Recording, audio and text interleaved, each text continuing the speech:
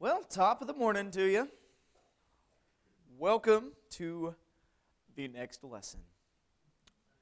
We're going to talk about a little bit of Buddhism today, and it's interesting stuff. Before we start, though, I will ask Carl, would you lead us in a prayer, please? Thank you.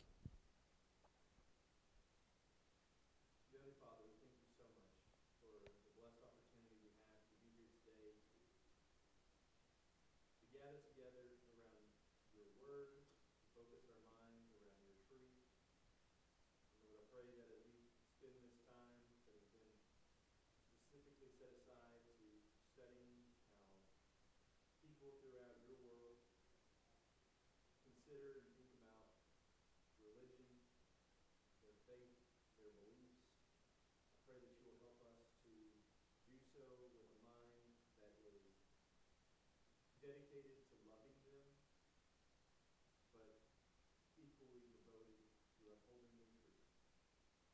I pray that as we learn more about these other beliefs, we can be better prepared to shine your light into those who maybe hold those, and help them to see your glory, your truth, and your love for them. We pray that all of this will be done to honor you. Be with Jason and help him to remember the things that he's prepared. All this in your son Jesus' name. Amen. So, this past Wednesday was May the 4th, and I wore an appropriately themed tie for the occasion. Had Star Wars on it. When I came in, Kyle was like, "So we're going to be talking about some Jediism?" And I laughed. I was like, "Oh, that's really funny." Actually, this morning, we are starting something that is very similar to what we find in some of the Star Wars movies.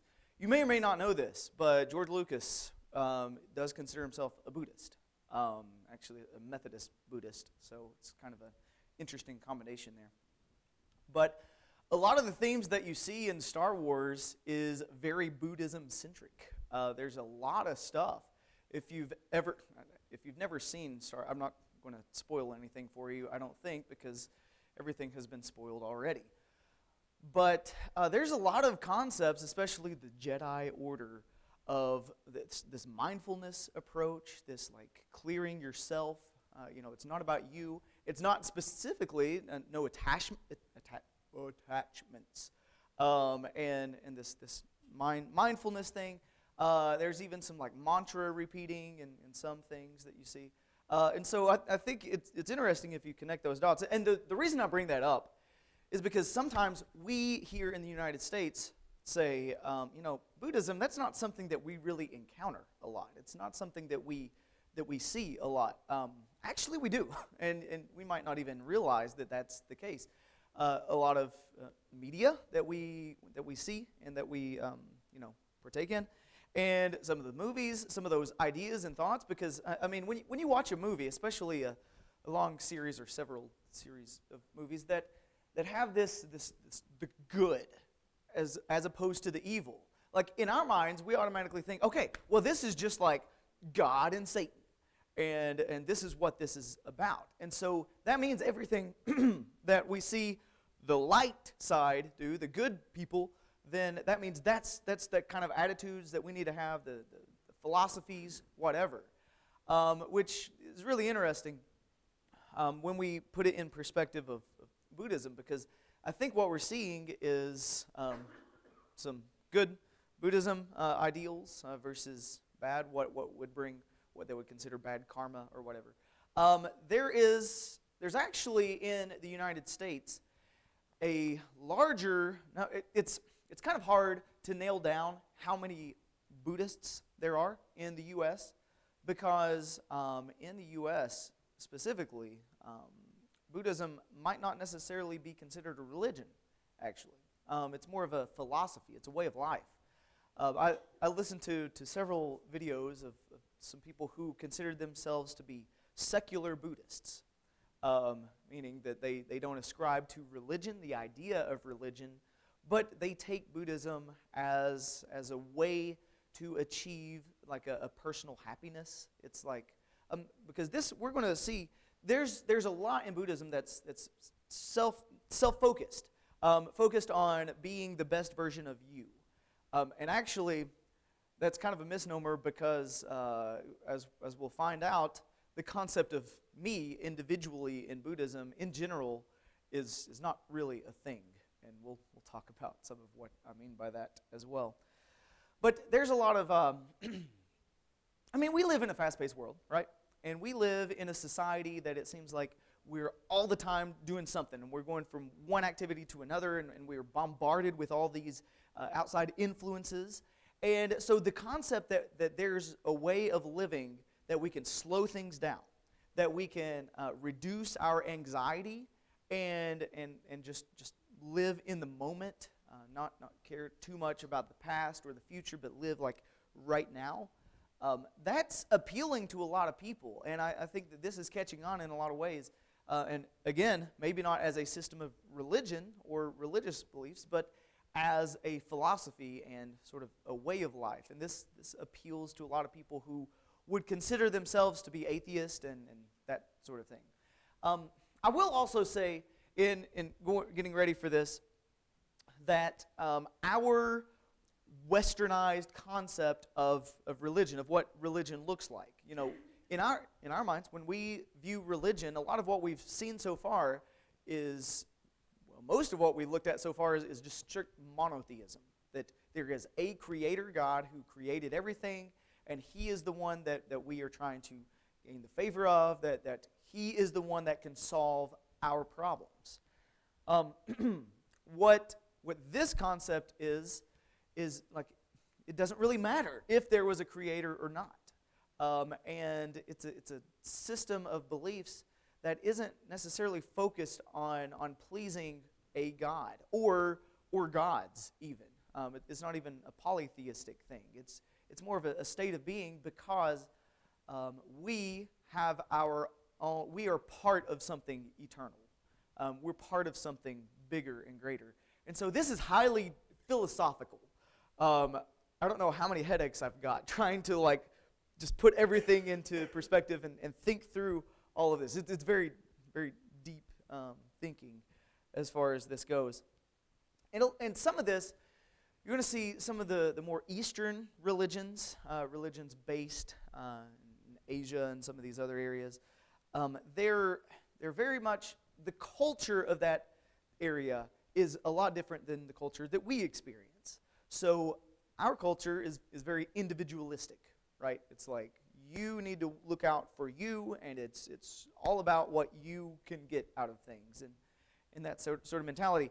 In Eastern cultures, it's more so you as an individual don't really matter, and it's the whole group, it's your family heritage, it's people in general.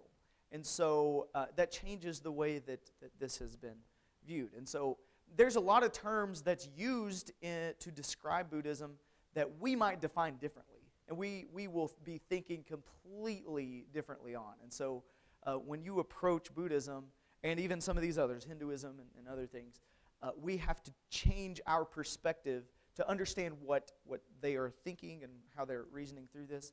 Now, at any time, if you have questions, please ask me. I don't know much. And this, more so than any, I think that disclaimer is very important for this because I do the best I can. And if there are questions that we can research between now and Wednesday, that'd be awesome. So anything comes to mind, let me know. So the term Buddhism comes from this religious teaching, and one person in particular is the one who is considered the Buddha. Name was Siddhartha Gautama, who was born in about 563 BC, by the way. So this has been around a while. But he lived back then, and that term, he was not, from birth, he wasn't given the name Buddha. But that's a term that just means the enlightened one. And actually, depending on the style of Buddhism or the specific viewpoints, anybody can become a Buddha. And Buddha just means that you are enlightened, that you realize what your mind is and you meet your full potential as a being. And eventually we'll get to this concept of what Nirvana is, and that sort of goes along with that. But how you become a Buddha, who are considered Buddhas, what do we do with the Buddhas, that's all part of this. So we'll look at that. Just so you know, Buddhism has about 360 million adherents, 6% of the world's population. It is the fourth leading religion behind Christianity, Islam, and Hinduism. And I think it is interesting. There are so many similarities between Buddhism and Hinduism. And actually, there's a few other Eastern religion, like Jainism, Taoism, that is very similar in a lot of aspects. When you hear the term karma, when you hear reincarnation or rebirth, and a lot of those things. But depending on which religion you're looking at, that can mean slightly different things. I think the overall concept kind of understand, but again, there are some flavors and distinctions here. So this shows you where most people, Sri Lanka, Southeast Asia, including Thailand, Myanmar, Laos, Cambodia. There's also some specific, like Tibet. There's a specific branch of Buddhism there, and there's different places and different things. Okay, anyways, let's get to the symbols. The symbols of Buddhism, the one on top there, the 8-spoke wheel, kind of illustrate this, the eightfold path. And to a Buddhist, most systems of Buddhism do understand this eightfold path type thing. And this is the way to enlightenment, the way to become a Buddha or to encounter Buddhahood. And so that is a term. That's a thing. And so there's that 8-spoke wheel is really important. The second one is that symbol that might make you a little uncomfortable seeing, the swastika. Swastika has been around for a long time. And obviously, in our mind, when we see that, we almost automatically assume, okay, that's the symbol of the Nazi party, right? And that wasn't how it used to be. And this is why that Buddhism, modern day in the West, here in the United States, don't really use it a whole lot because it has been used in support of some things that weren't so great and honorable. But the swastika has been important for a lot of Eastern religions for a long time. So Buddhism was one. If you look at page 43, I think it is, for Hinduism, if you look at the top right-hand side of the page, you'll see that. If you compare those two swastikas, they are like facing in the opposite direction. And so Buddhism is like an 8-spoke thing, like faced to the left. And Hinduism, it's facing to the right. And actually what the Nazi party did is they took the Hinduism version, the one that's to the right, and then sort of rotated it to make an X in the middle instead of a plus sign. Because like these, if you look, the middle part's a plus sign. But what that is supposed to represent, especially for Buddhism, so Buddhism is broken up. There are 4 noble truths that you have. And so there's four things coming out of that central dot. But then there's the 8-fold path. And so there's 8 little, so it's like 1, 2, 3, 4. Like, I can't really illustrate that, but hopefully you can see that. There's 8 of them. And it's all bringing convergence at the center to make one unified, to make one part of everything, I guess you could say.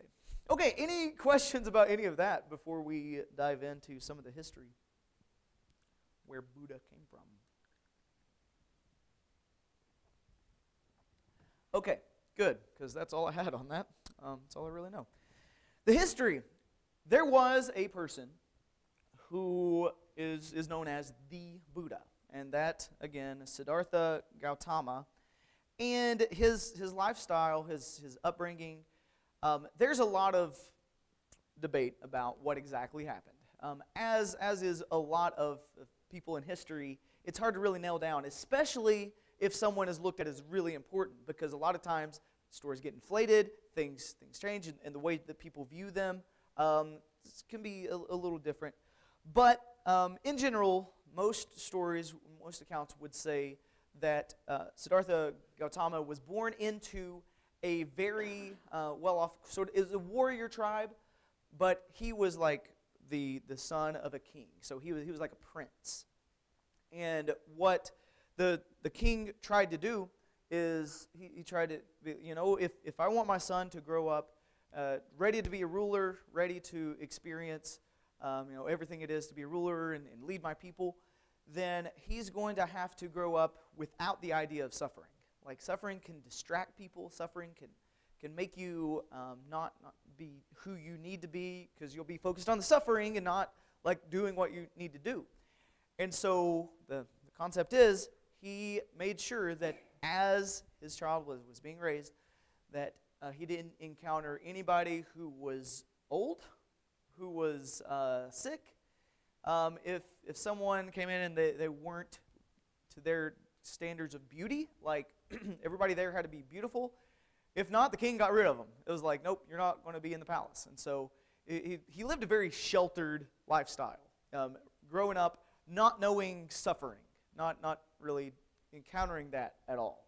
And so as the story goes, he does have a beautiful wife, baby boy, all that, because that's what he encounters. But at some point, he ventures away from the palace, and this little period of enjoyment thing says that he encountered all four kinds of suffering. As the story goes, he encounters someone who was old, and he was like, why are they wrinkly and like sort of bent over and like walking slow? And they explained it. It was like, well, everybody gets older. Eventually you'll get old. He was like, I've never seen anybody that's old. And then the next one was someone who was sick. So he encountered like a sick person. Someone was laying, was very making these weird sounds and like moaning. And he's like, well, what's that? He was like, it's sickness. This is, people get sick all the time. Can't really predict it. It just happens sometimes. So he saw sickness. Third thing he saw was a dead person, like a corpse being transported, and there was like a funeral procession or something. And he was like, what is this? And they explained to him, people die, and this is the end of everyone. Eventually you'll get old and you will die too. And then the last one, he supposedly met this person who was a wanderer, like a homeless person who was trying to overcome all of his suffering by living a very minimalistic lifestyle, not having attachments to things. And supposedly this is the person, this wandering vagabond, who sort of influenced Buddha, Siddhartha, to follow this path. And so that's where he got to. And so this guy, he eventually denounced all of his princely roles. He withdrew himself from his family, just went out and was like, I need to figure out how to get rid of suffering. Suffering is the absolute worst possible problem that people can have, and I need to overcome that. And so he moved out, was out by himself, and thought that, what I can do is I will fast until I'm able to be enlightened. And apparently he did this for so long, he would only eat what was blown into his lap by the wind. So he became very malnourished, almost died from starvation, and then realized, maybe that's not the way to do it. So went and did some other things. This last period of enlightenment. He ate some food, walked to a city named Bodh Gaya, sat under a fig tree at the edge of the river, and said, I'm not going to get up again until I reach enlightenment. So as the story goes, he was there for 49 days. He was tempted by this being or entity called Mara, which apparently tempted him in several forms, gave him visions of beautiful women or food or all kinds of stuff. And he was said to defeat that, and after 49 days, he reached enlightenment, became the Buddha, and reached that, and from that point on was teaching others how to reach that. And part of that teaching, now I say all that story because, well, one, I think it's interesting. But two, this shows where some of the ideology comes from. Because overall, and we're going to see this, one of the main differences between a lot of religious ideology that we see here as Christians, as Westerners, versus what a lot of Eastern religions have, is in Christianity, what is our like number one like problem? What is our problem that we are trying to fix in life? It's sin. Yeah, separation from God, and our sin separates us from God. So our whole goal is to reconnect ourselves with God, and that is very similar to like Judaism. It's Christianity. It's even Islam of what we saw. But this is not what Buddhism is looking at. Buddhism says the greatest problem and the greatest thing that people face is suffering, and suffering is the greatest evil. And suffering, we're going to see a little bit of where that comes from and all that. So essentially, we suffer because we are connected to things. We have attachments, and we suffer because we desire and we want things. And the only way we can overcome suffering is if we lose those cravings, lose those desires. And so in our minds, we need to disconnect ourselves from those things that we crave. Because like in general, what they would describe is, and I think we can relate to this, you really like food. And so you get food and you eat it and it's great. But then you get hungry again because it's something that is not fulfilling. It's not satisfying. It's like you constantly have to be taking your desires and fulfilling them. But it's never enough because we always want and desire more. So what you need to do is to separate yourselves from those desires and just live in the moment without thought of how I'm going to fill my desires. It's like, just stop thinking about yourself entirely. You need to not have those connections that make you desire those things. And that's where that comes from. There was this king who helped the spread of Buddhism, King Ashoka, and you can read about that. That's cool. But there are really two major sects of Buddhism. There is the Buddhists called the Mahayana, who say enlightenment is accessible to everyone, that everyone can be a Buddha. You have that capability within you. It's very possible, and you can get there with your normal lifestyle. You can remain married. You can have a family. You can live amongst people and still get to that point. But then you have the Hinayana, also called the Theravada Buddhist, who says, this enlightenment is only accessible to a few. So you have to live a monk lifestyle. You have to give up all your connections. If you're married, not anymore. If you have kids, sorry. If you family, you got to get away from all of that and live as a monk in order to achieve this. And so, this is like teaching of the elders, more traditional view, I guess you could say. Now, the type of Buddhism that we might experience here, I think, comes from this final paragraph. In the 6th century AD, the Indian scholar Bodhidharma introduced Buddhism to China, where it became the national religion.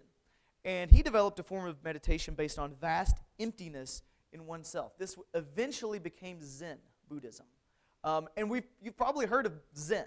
Zen is a thing that we're somewhat familiar with, at least. Things that are Zen are very like calming and soothing, and it's this concept of meditation, and it's a meditation that's a vast emptiness. One thing we're going to see differences in a lot of Buddhism practices is how meditation works. Meditation is involved in all of this, but the Zen Buddhism, which came from the Chinese like Chan Buddhism, all of this just centers on the fact that we need to reflect on nothing. There's a vast emptiness, and so its meditation is more so focused on not thinking. And so what you're thinking when you're meditating is thinking about not thinking, which tricks you into not thinking. So it's interesting. Yeah.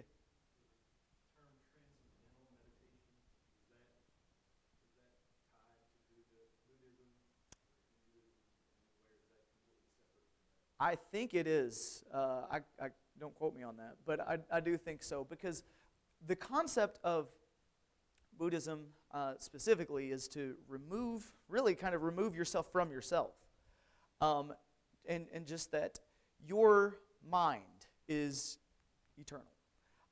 And one of the main differences between Buddhism and Hinduism is that Hinduism has this concept that you kind of preserve some of your uniqueness as an individual, even across lifetimes. Like, you can be reborn, and this reincarnation goes through several things, and you are still considered you. Buddhism is mainly, you don't really exist. Like, you aren't an entity.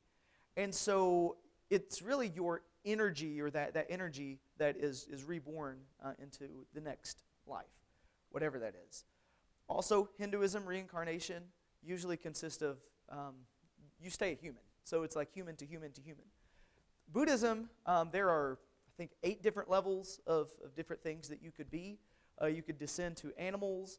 You could descend to essentially this concept of hell with demons and things feeding on you, and bad karma will get you there.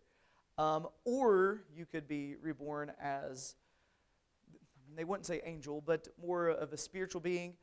You could exist in the human realm, but not really be, normal humans couldn't see you and interact with you, kind of like a ghost type thing. Or you can ascend and even be what they would consider gods, which their whole concept of gods isn't what we would normally think. Isn't like a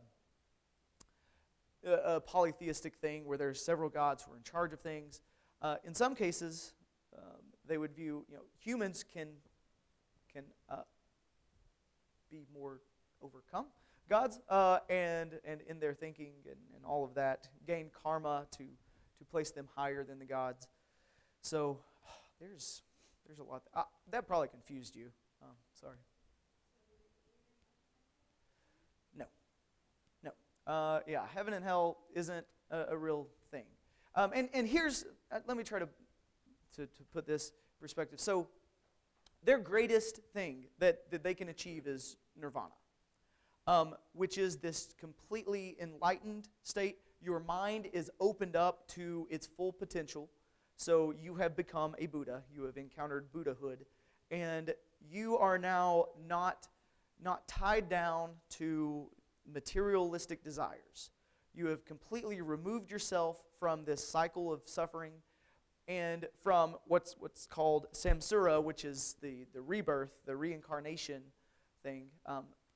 What they would view as reincarnation is not a pleasant thing, is not a good thing. It's like you're trapped in this never-ending continuous cycle.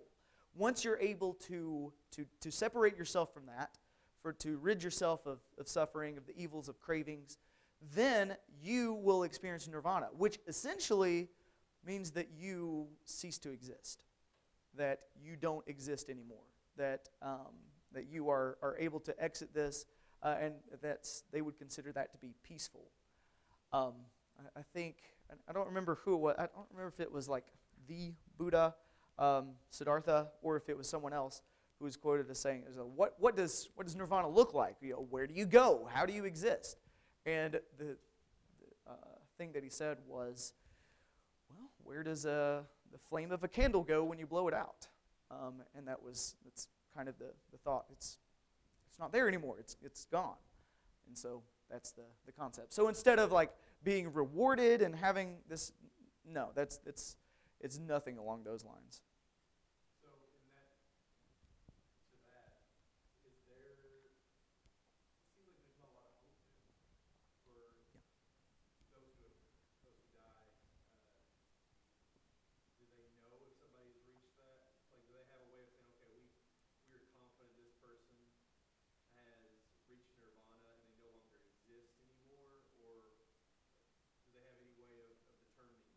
Depends on the system of belief, because a quick Wikipedia search would tell you that depending on which thing, there's one.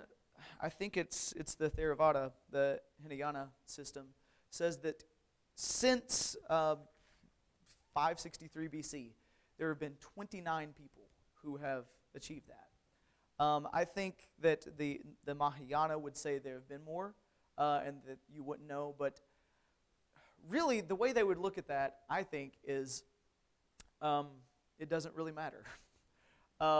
Because our concept of an individual is so wrong. We're focused on what we can see here and now. And so if an individual has reached that, that doesn't really make sense. It's they're part of the overall life force, or, and I didn't intentionally use the word force there to, anyways, but their part of that was just, it went on into to escape this. So really, I think to a lot of them, it wouldn't really matter, and they wouldn't really care either way. Although they would look at some of these, I will say this too, they would look at some of these as like encouragement to, if they did it, I can do it.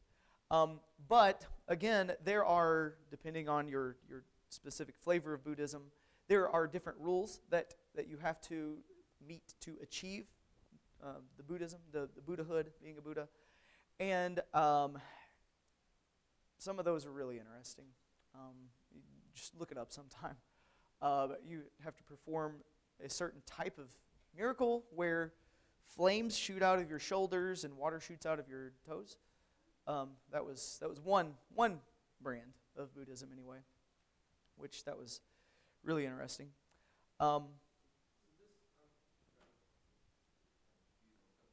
Yeah.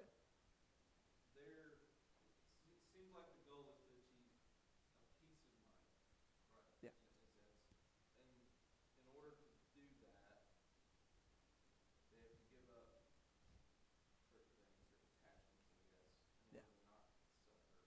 Mm-hmm.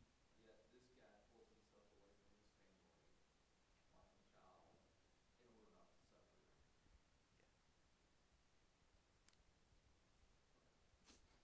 Yeah. So it just seems very backwards. It almost seems like selfish. Right. They're trying to be unselfish. And that is a major point of contention and debate about, is that what we really need to do? And I think there are some proponents of Buddhism that would say, yes, absolutely, we have to do that, because attachment to anything or anybody in this world is going to lead you to have some bad karma because you're too attached to them.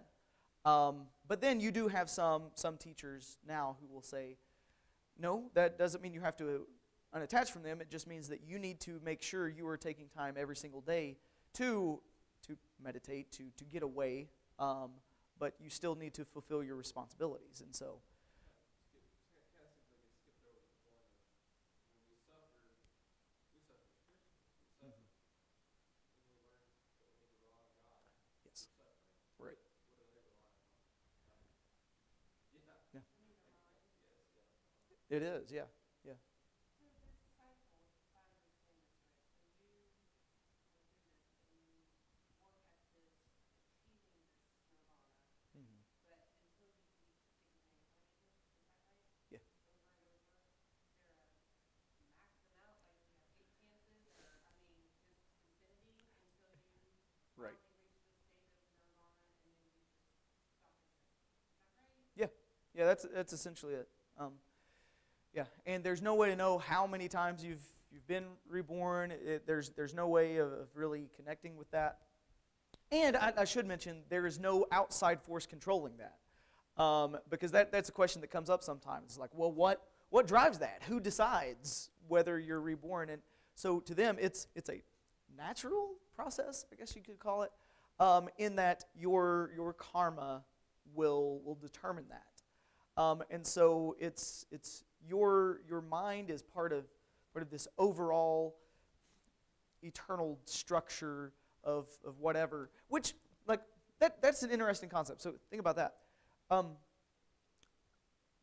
The atheist would say that the world came from nothing, right?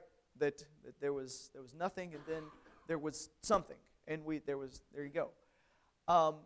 I think that we as Christians, we look at that and say, that doesn't make sense, because for there's something to exist right now, there had to be something before, and so there had to be something somewhere. And the Buddhist would say, well, of course there's never been a time where there's been nothing. There's always been something, and it is the eternal mind, and the mind is the thing that's eternal, and that's sort of where you get that. And so you can see why that would be appealing to a lot of people, because it's like intellectually we realize had to come from somewhere, and there had to be something. And so if something has to be eternal, wouldn't it be cool if it was our mind that was eternal and that we were part of that? So they do believe then in some form of eternity. That maybe not the way that we think of it as heaven Right. or hell, but Yeah. that things have eternally always been and will always be. Yeah. Yeah. And I wonder how non-existence in eternity, if Nirvana is just mechanically blown out, what does that look like? That is deep, and I don't have big enough boots for that. Yeah, that's hard to really pin down. And what I've heard a lot and what I've seen a lot is just like they're not there. And that is the goal. So I don't know how we take that. It sounds like there's a huge lack of. I mean, I'm sure they wouldn't admit this, or maybe never think this, but it sounds like there's a lot of no confidence. Right. I can't be confident how many times I've been reincarnated. I can't be confident if my loved ones have reached nirvana or are going to be reincarnated again in something else. I can't be confident of anybody that has reached nirvana, even what that looks like, what they are. It seems like in this quest, it's a quest that, to me as an outsider looking into that, I can't see where there's any hope in it. Mm-hmm. And I think what a lot of people, especially Easternized people would say is, well, you're thinking about the concept of the individual too much. If you're too attached to family, that is going to impact your quest, your journey, whatever. Well, they wouldn't even say quest or journey. I don't think they would even go there. But I think it would be more of like your individualism is betraying you. That your attachments to those, you care too much about what other people want and what drives other people. It's weird. At some point, it doesn't have to be today or Wednesday, but can you touch on how using these phrases and meeting Pentecostal Christians, we use the word karma all the time, quote-unquote Zen, they use meditation, and there is some scientific backing to vibrations, which, for the body, which for people, what they do the chanting afterwards is to Yeah. get that level of vibration. So, where's that line? I don't want to cross it. Right. And that's a good point. And I think that is important for us to, as we're navigating this. No. that's where we have issues sometimes. And I think a lot of this, our concepts of what some of these things are so different than what a Buddhist concept would be. And even American secular Buddhists might think through this a little bit differently than an Eastern, Theravada Buddhist or Tibetan Buddhism. And so, yeah, I think we should hold that off for Wednesday probably because of the time thing. But let me just make a note of that so I don't forget. Okay. So I think part of how we understand this and part of, because there is some benefit to meditation. There is, now, what do we mean by meditation? And depending on the flavor of Buddhism, again, it could mean different things. It could mean thinking about absolutely nothing.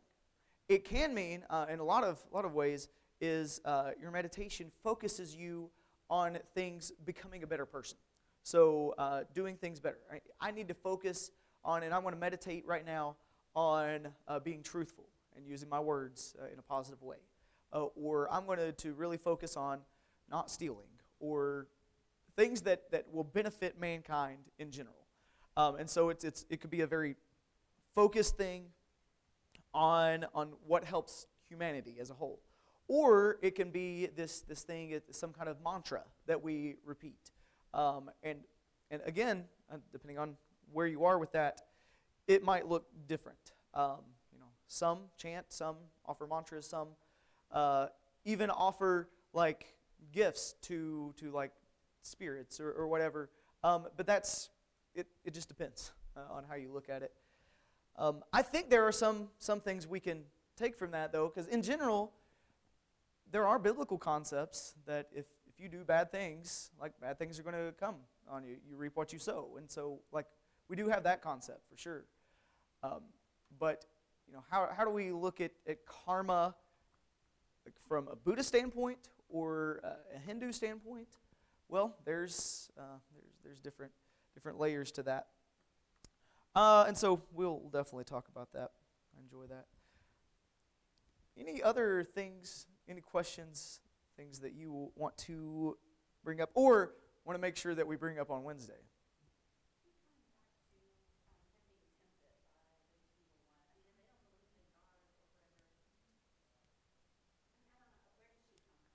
I'm confused about that as well, to be honest. And I think some traditions would say that was sort of a metaphor. Some will say that this was part of that some entity that is in the cycle of rebirth, the samsara, that was at some of the lower levels, and that can impact the physical world we have here. So they do have a sense of then a view of morality.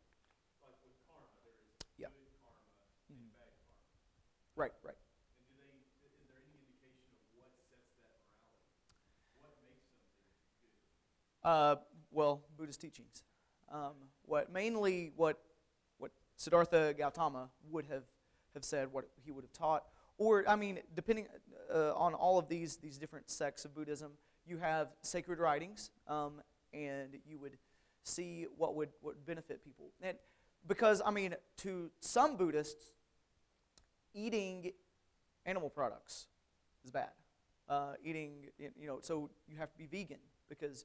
But then, like, you have some that are like, well, even if you are vegan, you're eating plants. Plants are living things, so you're taking part of that. And so, what do you do? How do you reconcile that? I have no answer for that, but obviously I don't. But there's different thought processes that go into that. To who decides what's moral and what's not? Who decides what gets you good karma versus bad karma? It depends on the tradition, which tradition that you follow. All right. Well, any other things that pop in your head that you want to bring up, let me know, preferably before Wednesday, so I can think about it a little bit. But thank you all.